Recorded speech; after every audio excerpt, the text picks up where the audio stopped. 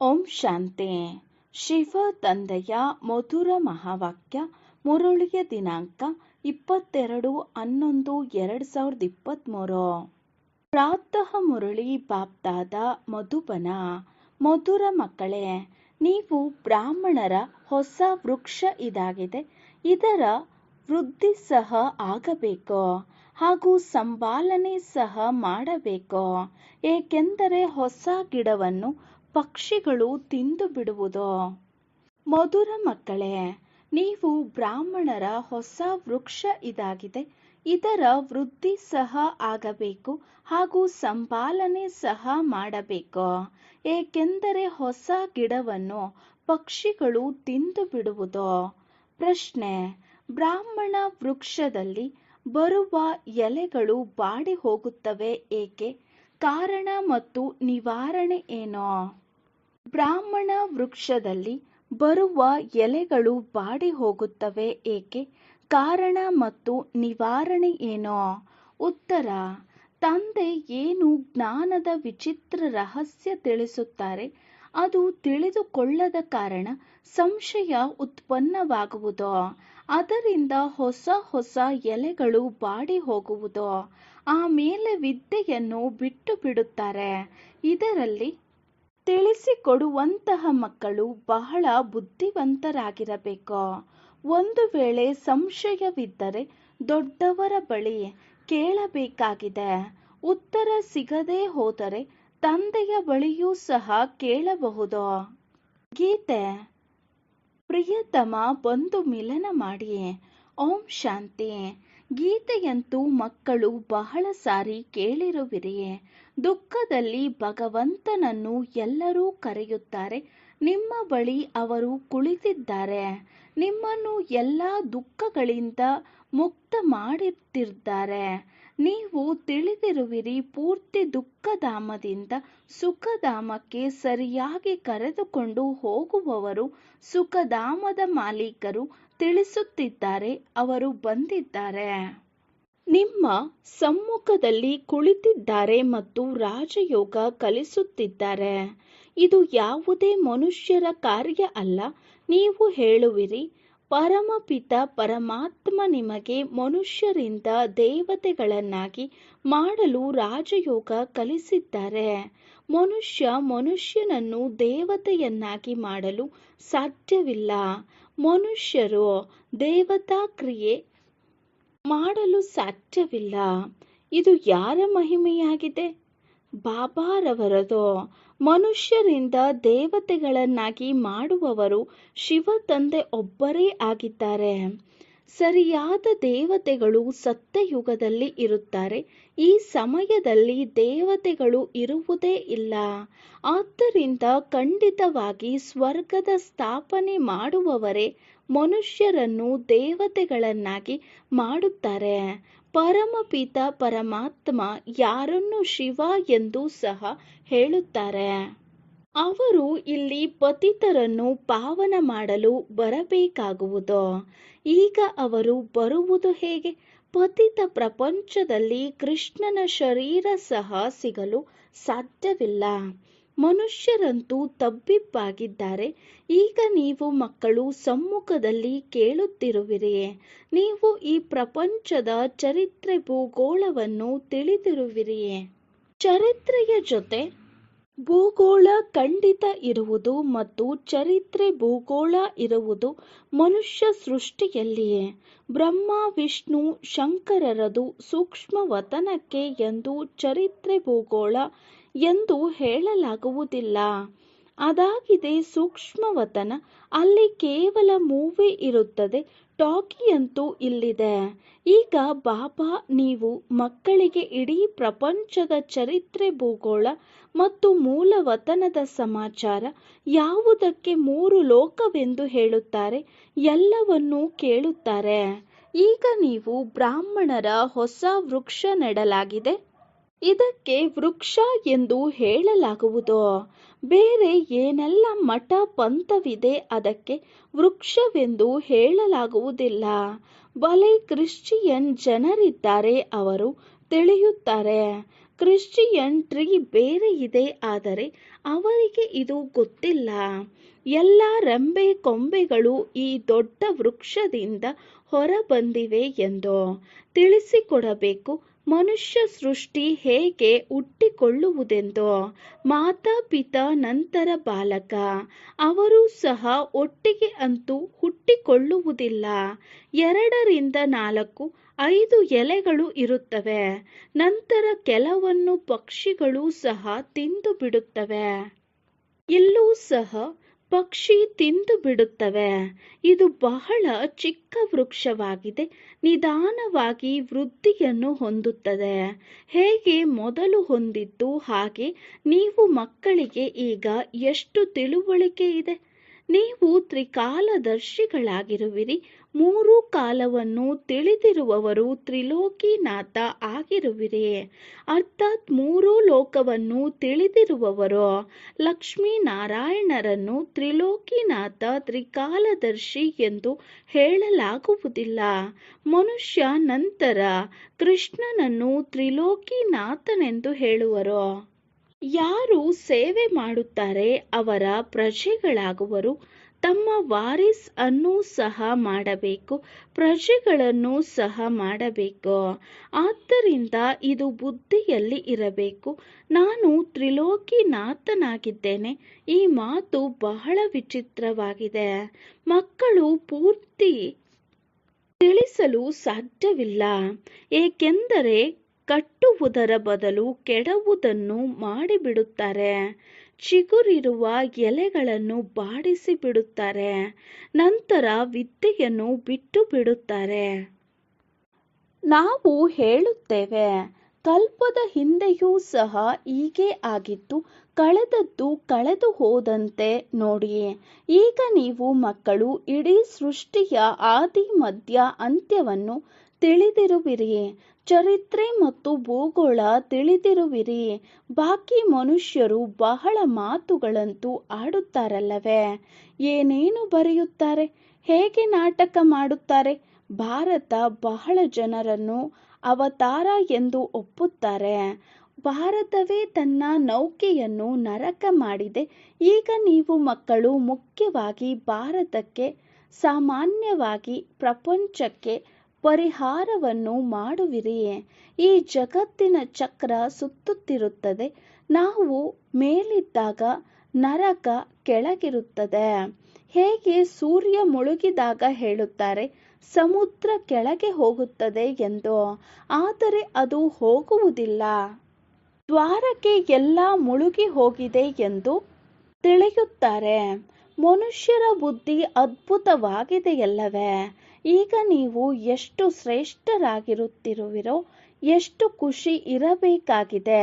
ದುಃಖದ ಸಮಯದಲ್ಲಿ ನಿಮಗೆ ಲಾಟರಿ ಸಿಗುತ್ತಿದೆ. ದೇವತೆಗಳಂತೂ ಸಿಕ್ಕಿದೆ. ದೇವತೆಗಳಿಗಂತೂ ಸಿಕ್ಕಿದೆ.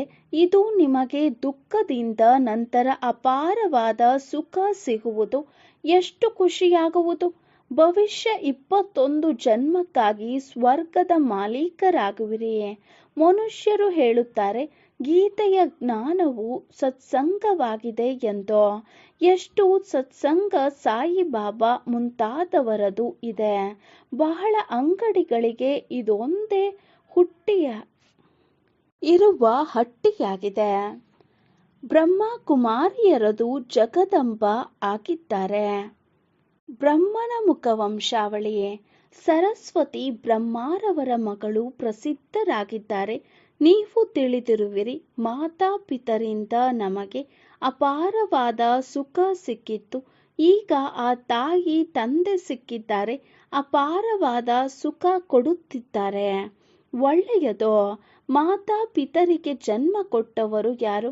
ಶಿವಬಾಬಾ. ನಮಗೆ ರತ್ನ ಶಿವಬಾಬಾರವರಿಂದ ಸಿಗುತ್ತದೆ. ನೀವಾದಿರಿ ಮೊಮ್ಮಕ್ಕಳು.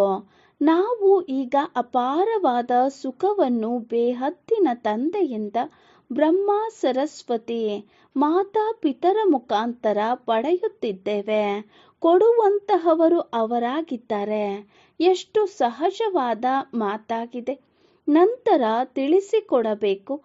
ನಾವು ಈ ಭಾರತವನ್ನು ಸ್ವರ್ಗ ಮಾಡುತ್ತೇವೆ. ನಂತರ ಎಷ್ಟು ಸಹಜವಾಗಿ ಹೋಗಿ ಅಪಾರವಾದ ಸುಖವನ್ನು ಪಡೆಯುವಿರಿ. ನಾವು ಭಾರತದ ಸೇವಕರಾಗಿದ್ದೇವೆ. ತನು ಮನ ಧನದಿಂದ ನಾವು ಸೇವೆ ಮಾಡುತ್ತೇವೆ. ಗಾಂಧೀಜಿಯವರು ಸಹ ಸಹಾಯ ಮಾಡುತ್ತಿದ್ದರಲ್ಲವೇ? ನೀವು ತಿಳಿಸಿಕೊಡಬಹುದು. ಯಾದವರು, ಕೌರವರು, ಪಾಂಡವರು ಏನು ಮಾಡುತ್ತಿದ್ದರು? ಪಾಂಡವರ ಕಡೆಯಂತೂ ಪರಮಪಿತ ಪರಮಾತ್ಮ ಇದ್ದಾರೆ. ಪಾಂಡವರು ವಿನಾಶ ಕಾಲದಲ್ಲಿ ಪ್ರೀತಿ ಬುದ್ಧಿಯುಳ್ಳವರು. ಕೌರವರು ಮತ್ತು ಯಾದವರು ವಿನಾಶ ಕಾಲದಲ್ಲಿ ವಿಪರೀತ ಬುದ್ಧಿಯುಳ್ಳವರು. ಯಾರು ಪರಮಪಿತ ಪರಮಾತ್ಮನನ್ನು ಒಪ್ಪಿಕೊಳ್ಳುವುದೇ ಇಲ್ಲ, ಕಲ್ಲು ಮುಳ್ಳುಗಳಲ್ಲಿ ಎಸೆದು ಬಿಟ್ಟಿದ್ದಾರೆ. ನಿಮಗೆ ಅವರ ವಿನಃ ಬೇರೆ ಯಾರ ಜೊತೆಯೂ ಪ್ರೀತಿ ಇಲ್ಲ. ಆದ್ದರಿಂದ ಬಹಳ ಹರ್ಷಿತರಾಗಿರಬೇಕು. ಅಡಿಯಿಂದ ಮುಡಿಯವರೆಗೂ ಖುಷಿ ಇರಬೇಕಾಗಿದೆ. ಮಕ್ಕಳು ಬಹಳ ಇದ್ದಾರಲ್ಲವೇ? ನೀವು ಮಾತಾಪಿತರ ಮೂಲಕ ಕೇಳುವಿರಿ ಎಂದ ಮೇಲೆ ಖುಷಿಯಾಗುವುದು. ಇಡೀ ಸೃಷ್ಟಿಯಲ್ಲಿ ನಮ್ಮಂಥ ಸೌಭಾಗ್ಯಶಾಲಿ ಬೇರೆ ಯಾರೂ ಇರಲು ಸಾಧ್ಯವಿಲ್ಲ.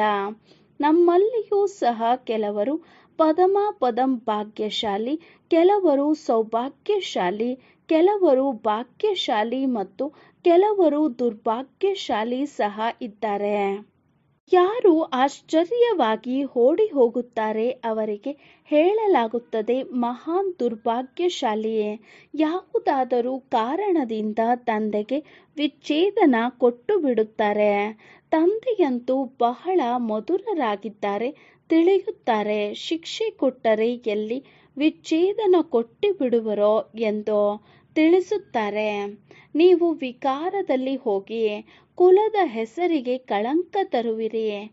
ಒಂದು ವೇಳೆ ಹೆಸರು ಕೆಡಿಸಿದರೆ ಬಹಳ ಶಿಕ್ಷೆಯನ್ನು ತಿನ್ನಬೇಕಾಗುತ್ತದೆ. ಅದಕ್ಕೆ ಹೇಳಲಾಗುವುದು ಸದ್ಗುರುವಿನ ನಿಂದಕರು. ಅದನ್ನು ಅವರು ತಮ್ಮ ಲೌಕಿಕ ಗುರುಗಳಿಗೆ ಎಂದು ತಿಳಿದಿದ್ದಾರೆ. ಅಬಲೆಯರನ್ನು ಪುರುಷರು ಸಹ ಭಯ ಬೀಳಿಸುತ್ತಾರೆ. ಅಮರನಾಥ ಬಾಬಾ ಈಗ ನಮಗೆ ಅಮರ ಕಥೆಯನ್ನು ಹೇಳುತ್ತಿದ್ದಾರೆ. ಬಾಬಾ ಹೇಳುತ್ತಾರೆ, ನಾನು ಶಿಕ್ಷಕ ಸೇವಕನಾಗಿದ್ದೇನಲ್ಲವೇ? ಶಿಕ್ಷಕರ ಕಾಲು ತೊಳೆದು ಕುಡಿಯುವಿರೇನೋ? ಮಕ್ಕಳು ಏನೋ ಮಾಲೀಕರಾಗುವವರಿದ್ದೀರಿ, ಅವರಿಂದ ನಾನು ಏನು ಕಾಲು ತೊಳೆಸಿಕೊಳ್ಳಲೇ? ಇಲ್ಲ, ಗಾಯನ ಸಹ ಮಾಡಲಾಗುತ್ತದೆ. ನಿರಾಕಾರ, ನಿರಹಂಕಾರಿ ಇವರೂ ಸಹ ಅವರ ಸಂಘದಿಂದ ನಿರಹಂಕಾರಿಗಳಾಗಿ ಬಿಟ್ಟಿದ್ದಾರೆ. ಅಬಲೆಯರ ಮೇಲೆ ಅತ್ಯಾಚಾರ ಸಹ ಗಾಯನವಿದೆ. ಕಲ್ಪದ ಹಿಂದೆ ಸಹ ಅತ್ಯಾಚಾರ ಆಗಿತ್ತು. ರಕ್ತದ ನದಿಗಳು ಹರಿಯುತ್ತವೆ, ಪಾಪದ ಕೊಡ ತುಂಬುವುದು. ಈಗ ನೀವು ಯೋಗ ಬಲದಿಂದ ಬೇಹದ್ದಿನ ಬಾದಶಾಹಿ ಪಡೆದುಕೊಳ್ಳುವಿರಿ. ನೀವು ತಿಳಿದುಕೊಂಡಿರುವಿರಿ, ನಾವು ತಂದೆಯಿಂದ ಅಟಲ ಅಖಂಡ ಬಾದಶಾಹಿ ಪಡೆಯುವೆವು. ನಾವಂತೂ ಸೂರ್ಯವಂಶಿ ಆಗುವೆವು. ಇದರಲ್ಲಿ ಸಾಹಸವೂ ಸಹ ಬೇಕಾಗಿದೆ. ನಿಮ್ಮ ಮುಖವನ್ನು ನೋಡಿಕೊಳ್ಳುತ್ತೀರಿ. ನನ್ನಲ್ಲಿ ಯಾವುದೇ ವಿಕಾರ ಇಲ್ಲ ತಾನೆ? ಯಾವುದೇ ಮಾತು ಅರ್ಥವಾಗದೆ ಹೋದರೆ ದೊಡ್ಡವರನ್ನು ಕೇಳಿರಿ. ನಿಮ್ಮ ಸಂಶಯವನ್ನು ದೂರ ಮಾಡಿಕೊಳ್ಳಿ. ಒಂದು ವೇಳೆ ಬ್ರಾಹ್ಮಣಿ ಸಂಶಯ ದೂರ ಮಾಡಲು ಸಾಧ್ಯವಾಗದೆ ಹೋದರೆ ಮತ್ತೆ ಬಾಬಾರವರನ್ನು ಕೇಳಿ. ಈಗ ನೀವು ಮಕ್ಕಳು ಬಹಳಷ್ಟು ವಿಷಯ ತಿಳಿದುಕೊಳ್ಳುವುದು ಬಹಳ ಇದೆ. ಎಲ್ಲಿಯವರೆಗೆ ಬದುಕಿರುವಿರಿ ಅಲ್ಲಿಯವರೆಗೆ ಬಾಬಾ ತಿಳಿಸುತ್ತಿರುತ್ತಾರೆ. ಹೇಳಿ, ಈಗಂತೂ ನಾವು ಓದುತ್ತಿದ್ದೇವೆ, ಬಾಬಾರವರನ್ನು ನಾವು ಕೇಳೋಣ. ಇಲ್ಲದಿದ್ದರೆ ಹೇಳಿ, ಬಾಬಾ ಇಲ್ಲಿಯವರೆಗೆ ಈ ಮಾತಿನ ಬಗ್ಗೆ ಇದುವರೆಗೆ ತಿಳಿಸಿಕೊಟ್ಟಿಲ್ಲ ಎಂದು. ಮುಂದೆ ಹೋದಂತೆ ತಿಳಿಸಿಕೊಡುತ್ತಾರೆ. ನಂತರ ಕೇಳಿ, ಬಹಳಷ್ಟು ಪಾಯಿಂಟ್ಸ್ ಬರುತ್ತಿರುತ್ತದೆ. ಕೆಲವರು ಹೇಳುತ್ತಾರೆ, ಯುದ್ಧ ಏನಾಗುತ್ತದೆ? ಬಾಬಾ ತ್ರಿಕಾಲದರ್ಶಿಯಾಗಿದ್ದಾರೆ, ಎಲ್ಲ ತಿಳಿಸಲು ಸಾಧ್ಯ. ಆದರೆ ಇದುವರೆಗೆ ಬಾಬಾ ಏನೂ ತಿಳಿಸಿಲ್ಲ. ಅರ್ಜಿ ನಮ್ಮದು, ಮರ್ಜಿ ಅವರದು. ತಮ್ಮನ್ನು ಬಿಡಿಸಿಕೊಳ್ಳಬೇಕು. ತೋಟದಲ್ಲಿ ಬಾಬಾ ಮಕ್ಕಳನ್ನು ಪ್ರಶ್ನೆ ಕೇಳಿದರು. ಬಾಬಾ ಆಗಿದ್ದಾರೆ ಜ್ಞಾನಸಾಗರ ಅಂದರೆ ಅವರು ಖಂಡಿತ ಜ್ಞಾನದ ನೃತ್ಯವನ್ನು ಮಾಡುತ್ತಿರಬಹುದು. ಒಳ್ಳೆಯದು.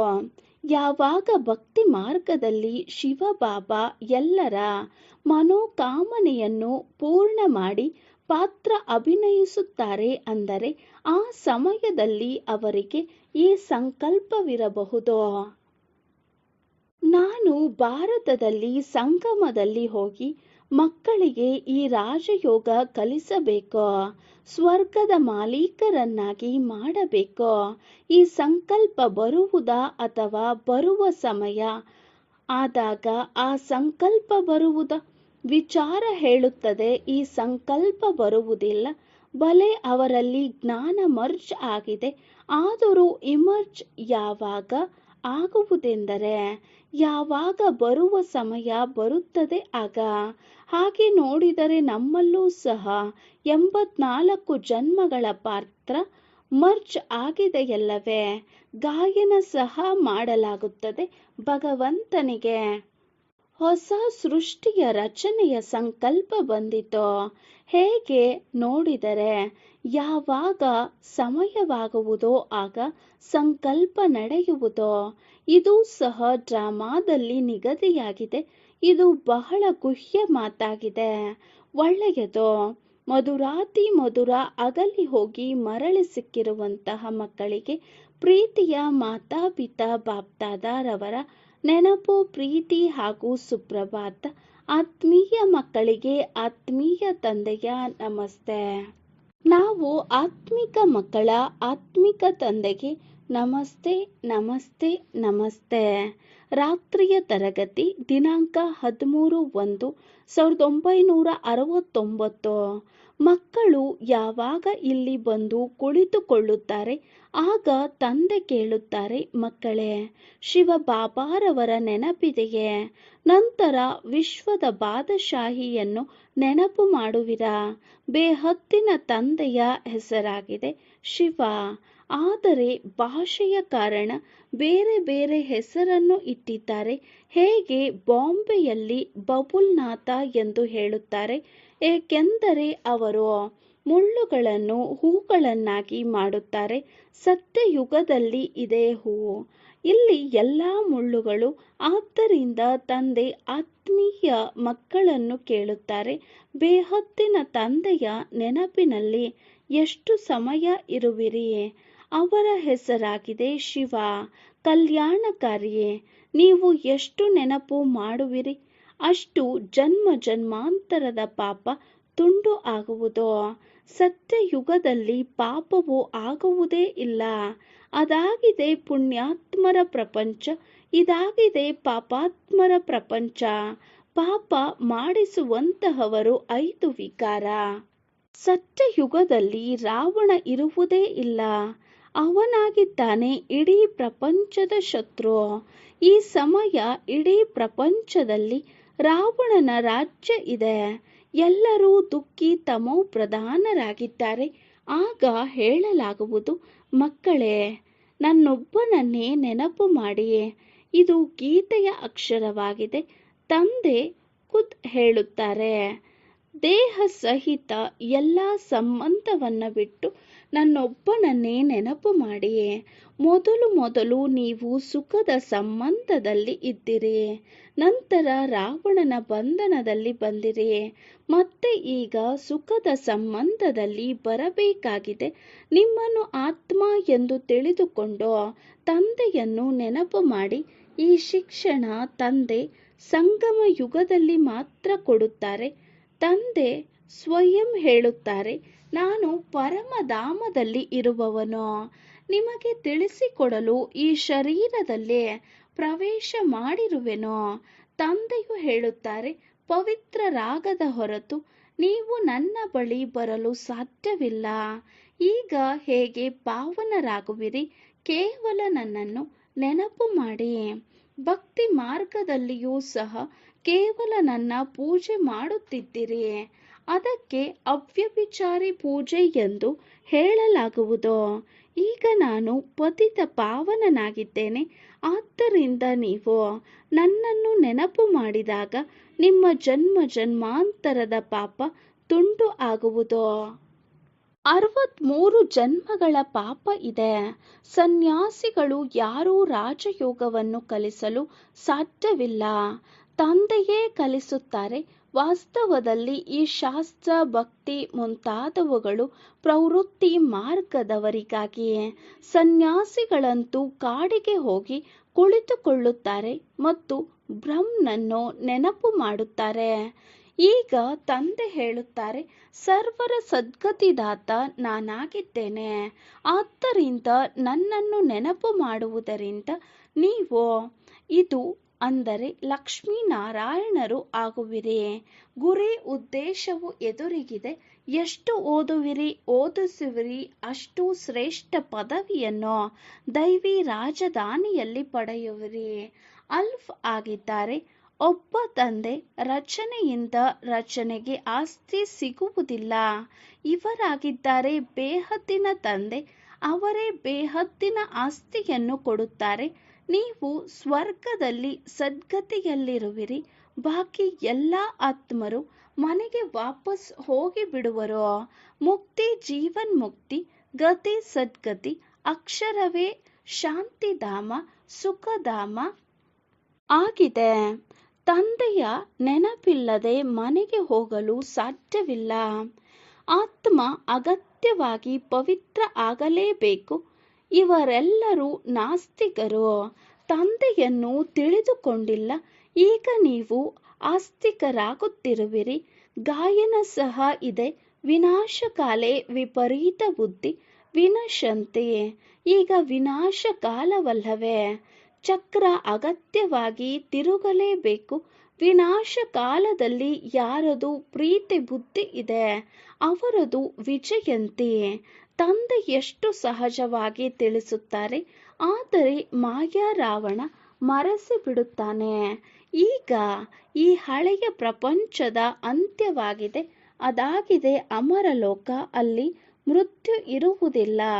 ತಂದೆಗೆ ಹೇಳುತ್ತಾರೆ, ಬನ್ನಿ ನಮ್ಮನ್ನೆಲ್ಲ ನಿಮ್ಮ ಜೊತೆಯಲ್ಲಿ ಕರೆದುಕೊಂಡು ಹೋಗಿ ಎಂದು. ಅಂದರೆ ಅವರು ಮೃತ್ಯು ಆಧಾರವಲ್ಲವೇ? ಸತ್ಯಯುಗದಲ್ಲಿ ಎಷ್ಟು ಚಿಕ್ಕ ವೃಕ್ಷವಾಗಿದೆ, ಈಗ ಬಹಳ ದೊಡ್ಡ ವೃಕ್ಷವಾಗಿದೆ. ಬ್ರಹ್ಮ ಮತ್ತು ವಿಷ್ಣುವಿನ ಕಾರ್ಯ ಏನು? ವಿಷ್ಣುವಿಗೆ ದೇವತೆ ಎಂದು ಕರೆಯುತ್ತಾರೆ. ಬ್ರಹ್ಮರವರಿಗಂತೂ ಯಾವುದೇ ಆಭರಣ ಇತ್ಯಾದಿ ತೋರಿಸಿಲ್ಲ. ಅಲ್ಲಿ ಬ್ರಹ್ಮ ಆಗಲಿ ವಿಷ್ಣು ಆಗಲಿ ಶಂಕರ ಆಗಲಿ ಇರುವುದಿಲ್ಲ. ಪ್ರಜಾಪಿತ ಬ್ರಹ್ಮ ಅಂತೂ ಇಲ್ಲಿದ್ದಾರೆ. ಸೂಕ್ಷ್ಮವತನ ಕೇವಲ ಸಾಕ್ಷಾತ್ಕಾರ ಆಗುವುದು. ಸ್ಥೂಲ ಸೂಕ್ಷ್ಮ ಮೂಲ ಇದೆಲ್ಲವೋ ಇದೆಯಲ್ಲವೇ? ಸೂಕ್ಷ್ಮವತನದಲ್ಲಿ ಮೂವಿ ಇದನ್ನು ತಿಳಿಯುವಂತೆ ಮಾಡುತ್ತದೆ. ಇದು ಗೀತಾ ಪಾಠಶಾಲೆಯಾಗಿದೆ. ಇಲ್ಲಿ ನೀವು ರಾಜಯೋಗವನ್ನು ಕಲಿಯುವಿರಿ. ಶಿವಬಾಬಾ ಓದಿಸುತ್ತಾರೆ ಎಂದ ಮೇಲೆ ಖಂಡಿತ ಶಿವಬಾಬಾರವರೇ ನೆನಪಿಗೆ ಬರುತ್ತಾರಲ್ಲವೇ? ಒಳ್ಳೆಯದು. ಆತ್ಮೀಯ ಮಕ್ಕಳಿಗೆ ಆತ್ಮೀಯ ಬಾಪ್ದಾದಾರವರ ನೆನಪು, ಪ್ರೀತಿ ಹಾಗೂ ಶುಭರಾತ್ರಿ. ಆತ್ಮೀಯ ಮಕ್ಕಳಿಗೆ ಆತ್ಮೀಯ ತಂದೆಯ ನಮಸ್ತೆ. ನಾವು ಆತ್ಮೀಯ ಮಕ್ಕಳ ಆತ್ಮೀಯ ತಂದೆಗೆ ನಮಸ್ತೆ ನಮಸ್ತೆ ನಮಸ್ತೆ. ಧಾರಣೆಗಾಗಿ ಮುಖ್ಯ ಸಾರ. ಫಸ್ಟ್ ಪಾಯಿಂಟ್, ದುಃಖದ ಸಮಯದಲ್ಲಿ ಅಪಾರ ಸುಖದ ಲಾಟರಿ ಸಿಕ್ಕಿದೆ. ಒಂದು ತಂದೆಯ ಜೊತೆ ಸತ್ಯ ಪ್ರೀತಿ ಇದೆ. ಅದರ ಸ್ಮರಣೆ ಮಾಡುತ್ತಾ ಸದಾ ಖುಷಿಯಲ್ಲಿರಿ. ಸೆಕೆಂಡ್ ಪಾಯಿಂಟ್, ಬಾಪ್ದಾದ ಸಮಾನ ನಿರಾಕಾರಿ ಮತ್ತು ನಿರಹಂಕಾರಿಯಾಗಬೇಕು. ಸಾಹಸ ಇಟ್ಟು ವಿಕಾರಗಳ ಮೇಲೆ ಜಯ ಪಡೆಯಬೇಕು. ಯೋಗ ಬಲದಿಂದ ಬಾದಶಾಹಿ ಪಡೆಯಬೇಕು. ವರದಾನ, ಕರ್ಮ ಮಾಡುತ್ತಾ ಶಕ್ತಿಶಾಲಿ ಸ್ಟೇಜ್ನಲ್ಲಿ ಸ್ಥಿತರಾಗಿ ಆತ್ಮೀಯ ವ್ಯಕ್ತಿತ್ವದ ಅನುಭವ ಮಾಡುವಂತಹ ಕರ್ಮಯೋಗಿಗಳಾಗಿ. ಕರ್ಮ ಮಾಡುತ್ತಾ ಶಕ್ತಿಶಾಲಿ ಸ್ಟೇಜ್ನ ಸ್ಥಿತರಾಗಿ ಆತ್ಮೀಯ ವ್ಯಕ್ತಿತ್ವದ ಅನುಭವ ಮಾಡಿಸುವಂತಹ ಕರ್ಮಯೋಗಿಗಳು ಆಗಿ. ವಿವರಣೆ: ನೀವು ಮಕ್ಕಳು ಕೇವಲ ಕರ್ಮ ಮಾಡುವವರಲ್ಲ, ಆದರೆ ಯೋಗಯುಕ್ತರಾಗಿ ಕರ್ಮ ಮಾಡುವಂತಹ ಕರ್ಮಯೋಗಿಗಳು ಆಗಿರುವಿರಿ. ಆದ್ದರಿಂದ ನಿಮ್ಮ ಮೂಲಕ ಪ್ರತಿಯೊಬ್ಬರಿಗೆ ಈ ರೀತಿ ಅನುಭವವಾಗಲಿ. ಇವರು ಕೆಲಸವಂತೂ ಕೈಯಿಂದ ಮಾಡುತ್ತಿದ್ದಾರೆ, ಆದರೆ ಕೆಲಸ ಮಾಡುತ್ತಿದ್ದರೂ ಸಹ ತಮ್ಮ ಶಕ್ತಿಶಾಲಿ ಸ್ಟೇಜ್ನಲ್ಲಿ ಸ್ಥಿತರಾಗಿದ್ದಾರೆ. ಇಲ್ಲ ಸಾಧಾರಣ ರೀತಿಯಿಂದ ನಡೆಯುತ್ತಿರಲಿ, ಇಲ್ಲ ನಿಂತಿರಲಿ, ಆದರೆ ಆತ್ಮಿಕ ವ್ಯಕ್ತಿತ್ವ ದೂರದಿಂದಲೇ ಅನುಭವವಾಗಬೇಕು. ಯಾವ ರೀತಿ ಈ ಪ್ರಾಪಂಚಿಕ ವ್ಯಕ್ತಿತ್ವ ಆಕರ್ಷಣೆ ಮಾಡುವುದೋ ಅದೇ ರೀತಿ ನಿಮ್ಮ ಆತ್ಮೀಯ ವ್ಯಕ್ತಿತ್ವ, ಪವಿತ್ರತೆಯ ವ್ಯಕ್ತಿತ್ವ, ಜ್ಞಾನತ್ವ ಹಾಗೂ ಯೋಗಿತ್ವ, ಆತ್ಮನ ವ್ಯಕ್ತಿತ್ವ ಸ್ವತಃ ಆಕರ್ಷಣೆ ಮಾಡುವುದು. ಸ್ಲೋಗನ್: ಸರಿಯಾದ ಮಾರ್ಗದಲ್ಲಿ ನಡೆಯುವವರು ಹಾಗೂ ಎಲ್ಲರಿಗೂ ಸರಿಯಾದ ಮಾರ್ಗ ತೋರಿಸುವಂತಹವರೇ ಸತ್ಯ ಲೈಟ್ ಹೌಸ್ ಆಗಿದ್ದಾರೆ. ಸರಿಯಾದ ಮಾರ್ಗದಲ್ಲಿ ನಡೆಯುವವರು ಹಾಗೂ ಎಲ್ಲರಿಗೂ ಸರಿಯಾದ ಮಾರ್ಗ ತೋರಿಸುವವರೇ ಸತ್ಯ ಲೈಟ್ ಹೌಸ್ ಆಗಿದ್ದಾರೆ. ಓಂ ಶಾಂತಿ.